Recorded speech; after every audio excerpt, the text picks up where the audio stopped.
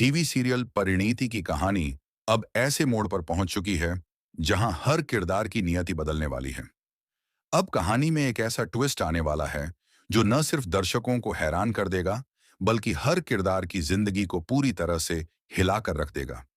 शुरुआत होती है उस धमाके से जब गुरप्रीत के सामने अचानक आ खड़ी होती है प्रीत, परी की खोई हुई बेटी, जिसे सभी मरा हुआ समझ बैठे थे। गुरप्रीत को जब यह सच पता चलता है तो वो पहले गुस्से में प्रीत को एक थप्पड़ जड़ देती है, लेकिन जब उसकी आंखों में अपनी बेटी की परछाई देखती है तो फूट फूट कर रो पड़ती है। उसे एहसास होता है कि उसकी नातिन जिंदा है और अब उसके पास एक और मौका है अपनी खोई हुई बेटी के लिए इंसाफ मांगने का। लेकिन कहानी यहीं थमती नहीं। प्रीत की वापसी ने कई पुराने राजों के दरवाजे खोल दिए हैं।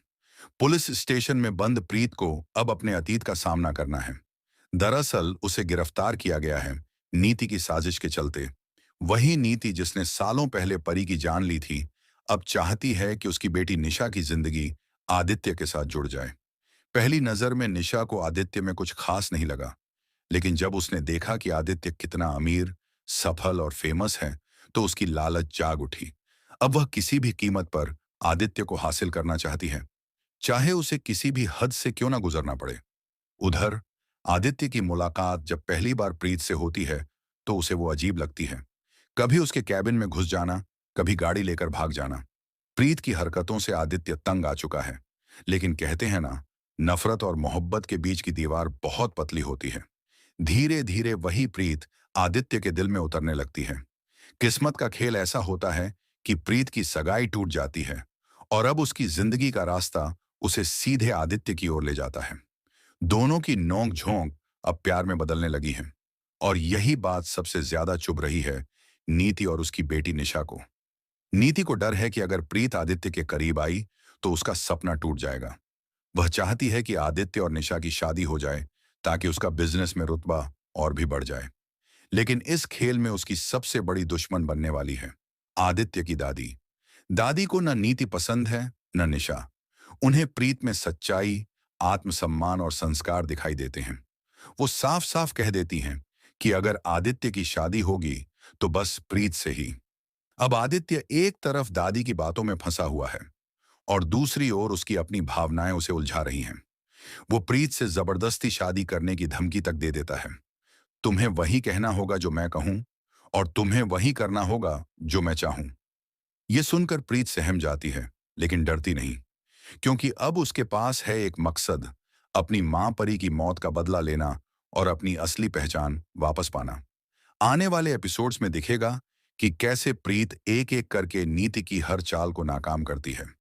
जब नीति को पता चलेगा कि प्रीत कोई आम लड़की नहीं, बल्कि वही परी की बेटी है जिसे उसने मरा हुआ समझा था, तो उसके पैरों के नीचे से जमीन खिसक जाएगी।